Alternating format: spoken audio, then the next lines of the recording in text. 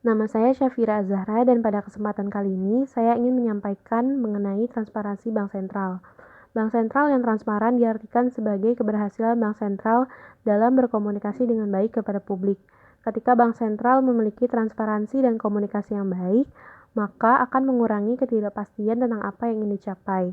Transparansi dan komunikasi yang baik ini juga akan memberikan kesempatan yang lebih besar untuk memiliki kebijakan moneter yang lebih efektif. Kenapa kebijakan moneter bisa lebih efektif? Hal ini dilihat dari peran Bank Sentral dalam jangka panjang. Seperti yang kita ketahui, Bank Sentral mempengaruhi short-term interest rate secara langsung. Tapi dalam kebijakan moneter, agar lebih efektif, Bank Sentral harus mempengaruhi tingkat bunga jangka panjang dan juga dengan memperhatikan pergerakan dan kebijakan di masa depan. Serta yang terpenting juga memperkirakan ekspektasi inflasi. Dan dalam poin inilah, transparansi dan komunikasi yang baik perlu dilakukan oleh Bank Sentral kepada publik sehingga kebijakan bisa lebih tepat sasaran. Lalu, bagaimana cara mengukur transparansi itu sendiri? Crow sendiri membagi 5 kategori transparansi. Yang pertama, political transparency. Itu berkaitan dengan kejelasan hukum Bank Sentral. Yang kedua, economic transparency. Itu mengacu pada publikasi data ekonomi, model, dan perkiraan yang digunakan oleh Bank Sentral untuk sampai pada keputusan kebijakannya. Terus yang ketiga, ada procedural transparency.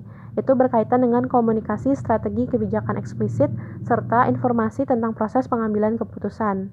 Yang keempat ada policy transparency. Ini mencangkup pengumuman dan penjelasan tindak kebijakan yang tepat waktu dan beberapa indikasi yang mungkin diambil oleh Bank Sentral di masa depan. Yang kelima ada operational transparency. Ini berkaitan dengan diskusi tentang gangguan ekonomi dan kesalahan kebijakan yang cenderung mempengaruhi transmisi kebijakan. Nah, ukuran transparansi ini sendiri dirancang untuk memenuhi dua tujuan. Yang pertama, untuk cangkupan negara yang luas. Jadi, ukuran transparansi ini tidak hanya digunakan oleh negara maju, tapi bisa juga untuk menilai transparansi di negara-negara berkembang. Yang kedua, untuk membandingkan praktik transparansi saat ini dengan yang sebelumnya. Jadi, kita bisa melihat perubahan transparansi suatu bank dari masa ke masa. Nah, di slide selanjutnya ini ada contoh pembuatan indeks. Jadi, di setiap kategori yang ada, kita merumuskan 2 pertanyaan. Teman-teman bisa lihat itu dari political ada 2 pertanyaan, economic ada 2 pertanyaan, lalu procedural, policy, dan operasional juga 2 pertanyaan. Nanti dari pertanyaan-pertanyaan ini diskor dan melihat transparansi dari bank tersebut. Seperti itu. Nah, next. Ini akan sangat dipengaruhi oleh kebijakan. Jadi skor dari pertanyaan-pertanyaan tadi ini akan dipengaruhi oleh kebijakan yang dikeluarkan oleh bank itu sendiri. Seperti dalam paper ini memberikan contoh perubahan yang dilakukan oleh Fed dalam melakukan praktik komunikasi dan transparansinya kayak gitu. Nah, bagaimana dengan Indonesia sendiri? Transparansi Bank Indonesia, upaya komunikasinya ini ada beberapa diantaranya pengumuman dan penjelasan tentang sasaran inflasi ke depan.